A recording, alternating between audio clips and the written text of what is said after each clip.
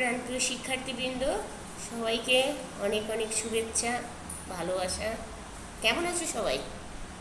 জানো তো, চারিদিকে আবার সেই করোনা ছেয়ে গেছে, এবার খুব কঠিন আকার ধারণ করেছে। আশা করি সবাই বাসায় আসো, বাসায় থাকো, অযথা বাইরে বেরিয়েও না। যখন যেটুকু প্রয়োজন, তাছাড়া বাড়িতেই থাকো। এই মহামারী আকার ধারণ করছে, এটা খুবই একটু কঠিন অসুখ, এটা আমরা বুঝতে পারবো না। এবার কিন্তু নিয়মটা একটু পাল্টিয়েছে, যে এবার ধরা পড়ার সে প্রায় কিছুদিন মধ্যে মারা যাচ্ছে। সবাই একটু ভয় পাও, সাবধানে থেকো, ঘন ঘন হাত ধোও।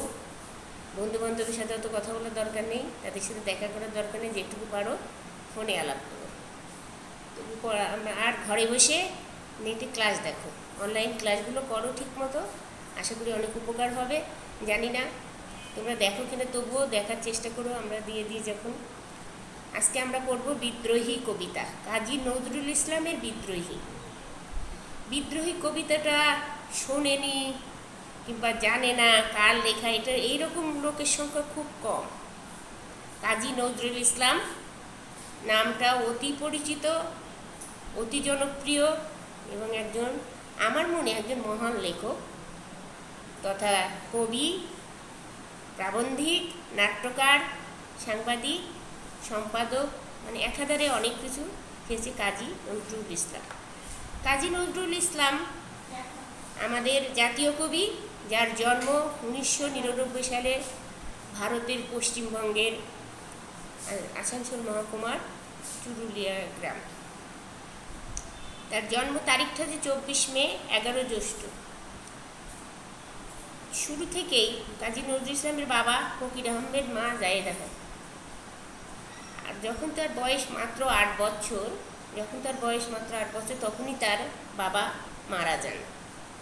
আমাদের জীবনে, মানব জীবনে প্রত্যেকটা শিশু, যাই হোক, যে পর্যন্ত মাথার উপরে ছায়া হচ্ছে বটগাছ, বাবা, সেই বাবা যখন মারা যায় অকালে, তখন কিন্তু প্রত্যেকটা সংসারে একটা ঝড় ওঠে, মাথার উপরে গার্জিয়ান শূন্য হয়ে যায়, অভিভাবক শূন্য। এবং বেশিরভাগ ফ্যামিলি, যারা মধ্যম ফ্যামিলিগুলো অর্থভাবে পড়ে, যদি তাদের কোনো সহায় সম্পত্তি না থাকে। তা নজরুল ইসলামের তেমন একটা জিনিস ছিল না, যার কারণে মাত্র 8 বছর বয়সে যখন তার বাবা মারা গেছেন, তখন তারা চরম দারিদ্র্যতে পতিত হয়, মানে খুব খারাপ অবস্থা হয়। 1316 বঙ্গাব্দে গ্রামের মক্তব থেকে নিম্ন প্রাইমারি পাশ করে পালাগান রচনা করেন। সেই সময় যে পাশ করে সেখানেই 1 বছর শিক্ষকতা করেন। কী করলেন?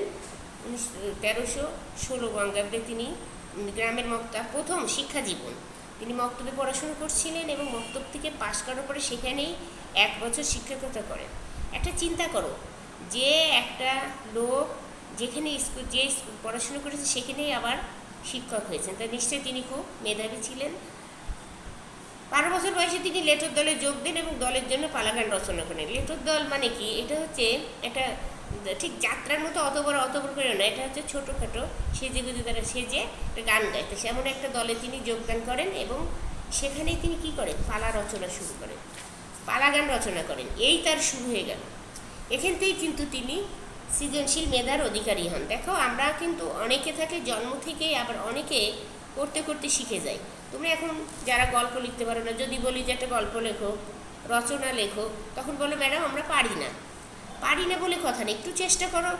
আমাদের চারিদিকে ঘটে যাওয়া কত ঘটনা, এই ঘটনাগুলো যখন তুমি লিখতে শুরু করবা, তখন দেখবা যে তোমার মনের ভিতরে এমনি যেন কে বলে দিচ্ছে, ঘটনার পরে ঘটনা এসে যাচ্ছে। কবিতাও তো একই রকম, প্রথম একটু কষ্ট হবে, কিন্তু আস্তে আস্তে যত চেষ্টা করবা সেটা হয়ে যাবে। আমাদের কবি কাজী নজরুল ইসলামের সেই শুরু করেছিলেন 12 বছর বয়সে লেটো গান লেখা। এখান থেকেই তার কবি প্রতিভার স্ফুরণ ঘটে, মানে শুরু হয়, তিনি এখান থেকে সৃজনশীল সত্তার অধিকারী হয়ে ওঠেন। আমরা জানি প্রথম বিশ্বযুদ্ধ 1914 সালে শুরু হওয়ার পর 1917 সালে 49 নম্বর বাঙালি পল্টনে সৈনিক হিসেবে তিনি যোগদান করেন। তার জন্ম হয়েছিল 1899 আর 1917।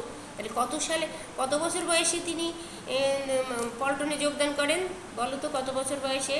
17, এখানে 17 বছর আর ওখানে 1 বছর, 18 বছর বয়সে তিনি বাঙালি পল্টনে সৈনিক হিসেবে যোগদান করেন। পরে সেখানে তিনি হাবিলদার পদে উন্নীত হন।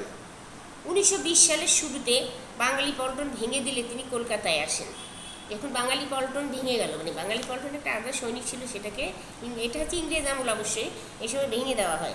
ভেঙে দিলে তিনি কোথায় চলে আসেন? কলকাতায় আসেন এবং পরিপূর্ণভাবে সাহিত্য চর্চায় মনোনিবেশন করেন। পরিপূর্ণভাবে কী করেন? সাহিত্য চর্চা করেন। মানে এখান থেকে তার সাহিত্যিক জীবনের মানে স্থায়ীভাবে শুরু। সাপ্তাহিক বিজলিতে বিদ্রোহী কবিতা প্রকাশিত হলে চারিদিকে তার কবিখ্যাতি ছড়িয়ে পড়ে। তিনি বিদ্রোহী কবি হিসাবে লাভ করেন। তার বিদ্রোহী কবিতায় পত্রিকায় তার কী হয়? সাপ্তাহিক বিজলি পত্রিকায় তার প্রথম, তিনি যখন এই বিদ্রোহী, আমাদের যে পঠিত বিদ্রোহী কবিতাটা প্রকাশ পায়, তারপর থেকে চারিদিকে তার কবি বিদ্রোহী কবি হিসাবে ছড়িয়ে। এখন প্রশ্ন করা হয় যে নজরুল ইসলামকে যে বলা হয় যে তিনি বিদ্রোহী কবি, কেন বলা হয়? তিনি কি অস্ত্র হাতে ইংরেজদের বিরুদ্ধে যুদ্ধ করেছিলেন, নাকি তিনি কিভাবে এই বিদ্রোহী, তার বিদ্রোহীটা বলা হয় কেন? আসলে তিনি তার লেখনী, অর্থাৎ তার কলম, তার মন মানুষ সবই ছিল অগ্নিস্ফুলিঙ্গের মতো। ইংরেজরা যখন এদেশে শাসন করে সেই সময় তার জন্ম, সেখানেই তিনি বড় হয়। ইংরেজদের অত্যাচার, অবিচার, অন্যায় দেখে তিনি এতই মানে ক্ষিপ্ত হয়ে ওঠেন যে তার প্রতিটা লেখা যেন মনে হতো যে ইংরেজদের বিরুদ্ধে একটা যুদ্ধ ঘোষণা। তিনি যেন মানে একে কলম দিয়ে, তার কলম দিয়েই তিনি ইংরেজদের বিরুদ্ধে, এই অন্যায়ের বিরুদ্ধে যুদ্ধ ঘোষণা করছেন। যখনই তার কোনো কবিতা বের হতো, সেই কবিতা পাঠকগণ এমনভাবে নিতেন যে সবাই তাকে উদ্বুদ্ধ হয়ে উঠত, ইংরেজদের বিদ্রোহী হয়ে উঠত। এই জন্যই তাকে বলা হয়েছে বিদ্রোহী কবি। তাই এই যে যখন তিনি এই কবিতা রচনা করেন, তারপর থেকে তিনি বিদ্রোহী কবি হিসেবে সব জায়গায় সম্মানিত হন। পরবর্তীতে আরও কবিতা রচনা করেন। তার উল্লেখযোগ্য কবিতা হচ্ছে বিষেরবাসী, তারপরে কাব্যগ্রন্থ বিষেরবাসী, বিদ্রোহী, চক্রবাক, সর্বহারা, সাম্যবাদী, ধূমকেতু, অনেক ধূমকেতুতেও তিনি অসংখ্য, সন্ধ্যা প্ররেশিকা, এরকম অসংখ্য কাব্য তিনি রচনা করেছেন। আর সেই কাব্য রচনার পাশাপাশি তিনি লাঙ্গল, নবযুগ, ধূমকেতু, বিভিন্ন পত্রপত্রিকার সম্পাদনার কাজও করেছেন। আমরা জানি যে যেহেতু তার আর্থিক অবস্থা খুব একটা সচ্ছল ছিল না, সেই জন্য তিনি যেমন সাহিত্য চর্চা করেছেন, পাশাপাশি সম্পাদনার কাজও করে গেছেন। তার অসংখ্য কবিতা আমরা এইসব পত্রিকায় দেখা যায়। তারপরেও শুধু যে তিনি কাব্য রচনা করেছেন তা না, ছোট গল্প, উপন্যাস, নাটক, প্রবন্ধ, সব অনেক কিছু তিনি রচনা করেছেন।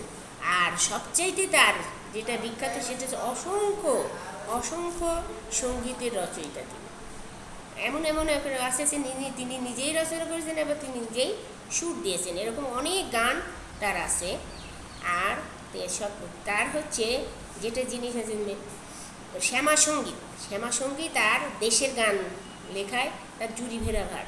শ্যামাসঙ্গীত যেমন দেখো, বল রে জবা বল, কার সাধনায় পেলি রে তুই মায়ের চরণ ধান। আমি যখন এই গানগুলো শুনি তখন আমার মনে হয় যে তিনি একজন মানুষ, বিধর্মী, যেহেতু তিনি মুসলিম ঘরে জন্মগ্রহণ করেছেন, তার ধর্ম ছিল ইসলাম, তবুও কীভাবে এভাবে একজন দেবীর সম্পর্কে লেখা যায়, যেটা তার জন্যই সম্ভব। তাই শুনি যে শুধু শ্যামাসঙ্গীত রচনা করেছেন তা না, তার পাশাপাশি তিনি ইসলামিক গানও অনেক রচনা করেছেন, তার গজল রচনা করেছেন, দেশাত্মবোধক গান লিখেছেন। মানে বিভিন্ন দিকে তার গানগুলো বিভিন্নভাবে প্রকাশ পেয়েছে, যেগুলো তৎকালীন ভারতে অনেক আলোড়ন সৃষ্টি করেছে। তাই এই যে নজরুল ইসলাম হিন্দুদের দেবদেবী নিয়ে গান গেছেন, এর জন্য তাকে কিন্তু অনেক লাঞ্ছিত হতে হয়েছে। বলা হতো তিনি একজন কাফের, মানে কোনো ধর্ম মানে না সেরকম। কিন্তু পরবর্তীতে দেখা গেছে যে ইসলাম ধর্মেরও অনেক গান তিনি রচনা করেছেন, যা কিনা অনেক আলেমের পক্ষেও সম্ভব হয়নি। তার তার ইচ্ছা ছিল যে তার মৃত্যুর পরে কবরটা এমন জায়গায় হবে যেখান থেকে আজানের ধ্বনি শোনা যায়, এরকম তার মনের ইচ্ছা। যার মনের ইচ্ছা, বাসনা যে আমি মরে যাওয়ার পরে আমার কবরটা থাকবে সারা জীবন, আমি কবরের অন্ধকারে থেকে আল্লাহর নাম কানে নেব, তাহলে সে কি কোনো সময় বিধর্মী হতে পারে? সে কি কাফের হতে পারে না। এটা হচ্ছে মানুষের একটা বলার ধরন। তিনি অনেক উপাধিতে ভূষিত হয়েছেন, পদ্মভূষণ পেয়েছেন। ভারত সরকার তাকে পদ্মভূষণ উপাধিতে ভূষিত করেন, যেটা 1960 সালে জগৎতারিণী স্বর্ণপদক পেয়েছেন তিনি। 21 পদক সহ অসংখ্য পদক লাভ করেন। দেশ স্বাধীনের পরে 1972 সালে জাতির জনক বঙ্গবন্ধু শেখ মুজিবুর রহমানের তিনি চেষ্টা করে নজরুল ইসলাম এবং তার পরিবারকে এই দেশে নিয়ে আসেন স্থায়ীভাবে। বলা হয়ে থাকে 43 বছর বয়সে তিনি, যখন মাত্র 43 বছর বয়সে তিনি দুরারোগ্য ব্যাধিতে আক্রান্ত হন, তার কণ্ঠরোধ হয়ে যায়। অর্থাৎ এই মাত্র 43, 12 বছর থেকে না, 12 বছর থেকে লেটো গান রচনা করেছেন, 12 থেকে শুরু করে 43 বছর বয়স এই পর্যন্ত তিনি সাহিত্য চর্চা করে গেছেন, তাতেই এত বিস্তর। আর তিনি জীবিত ছিলেন, 1976 সালে মারা গেছেন। এই যে কয়েক বছর জীবিত ছিলেন, যদি এর ভিতরে সুস্থ থাকতেন তাহলে তো বলা হয়ে থাকে যে তার রচনা সমুদ্র সমান হয়ে যেত।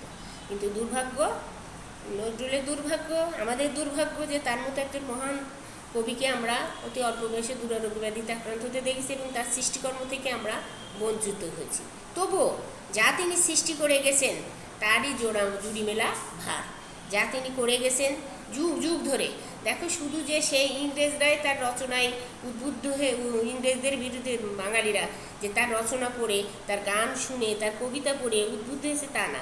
আমাদের 1971 সালে দেশ স্বাধীনের সময়, যুদ্ধের সময়, মহান মুক্তিযুদ্ধের সময় তার রচনা এই মুক্তিযোদ্ধাদের খুবই উদ্বুদ্ধ করেছে। বাংলারা তাতে অনেক অনুপ্রেরণা পেয়েছেন যুদ্ধ করার। সে সবই যুগ যুগ ধরে, শুধু না, আগামী দিনে যখনই যেখানে কোনো অন্যায় হবে, অবিচার হবে, আমার মনে হয় নজরুলের কবিতা, নজরুলের গান সেখানে ঢাল হয়ে দাঁড়াবে, কারণ মানুষের অনুপ্রেরণা যোগাবে। বাঙালিরা যতদিন পৃথিবীতে থাকবে ততদিন নজরুলের গান রচনা জীবিত থাকবে, অন্যায় অবিচারের মধ্যে রুখে দাঁড়াবে।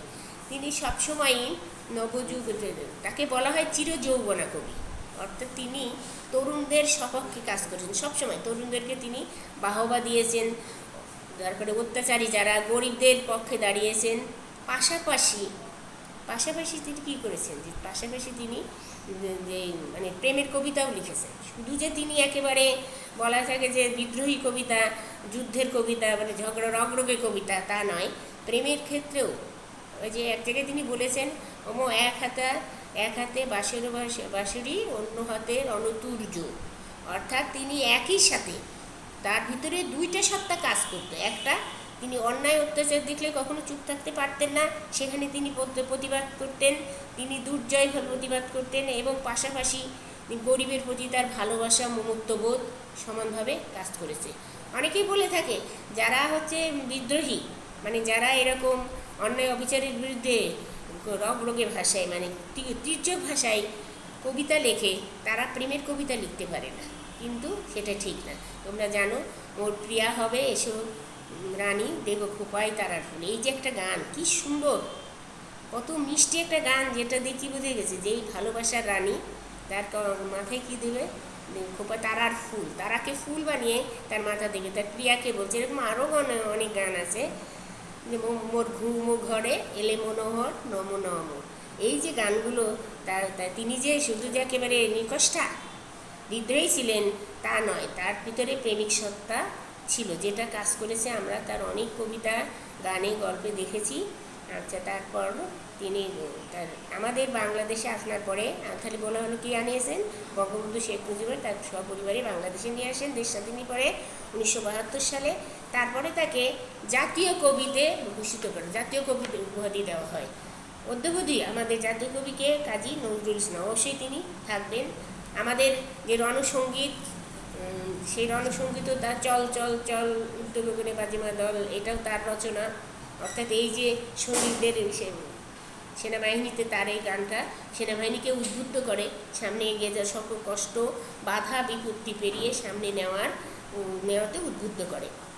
এই মহান কবি 1976 সালে 29শে আগস্ট ঢাকায় মৃত্যুবরণ করেন। অর্থাৎ শেষ সময়, তোমরা যদি কেউ তার শেষের দিকের কোনো বৃদ্ধ বয়সের ছবি দেখে থাকো, তা দেখবা যে তার যখন তিনি বাকরুদ্ধ হয়ে গেছেন, বাকরুদ্ধ হলে কী হবে, মুখে কিন্তু তার ঠোঁট দুটো নাড়তো সবসময়। অর্থাৎ মনে হতো যে ভিতরে জন্য কিছু কথা ফুটছে, যেটা তিনি প্রকাশ করতে পারছেন না। অর্থাৎ আমার মনে হয়, আমি যতবার তার ছবি দেখছি, টিভিতে দেখছি, যে মনে হয় যে তিনি ভিতরে অনেক কিছু বলার চেষ্টা করতেন, কিন্তু যা বলতে পারেননি।